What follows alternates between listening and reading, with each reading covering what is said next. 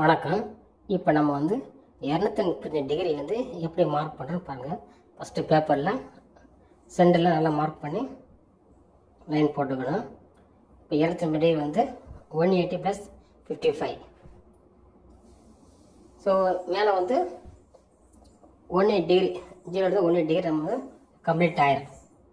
Next 180க்கு மேலே இருந்துச்சுன்னா 180 + 55னா ஆடி படம் 235. ஸோ 55 50 + 5 55 மார்க் பண்ணிட்டான்.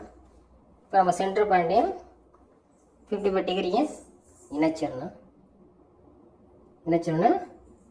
நம்ம PQR மெஷர் அளவு பண்ணணும். இப்போ அந்த வளைவு தாங்க 235 டிகிரி. So answers over.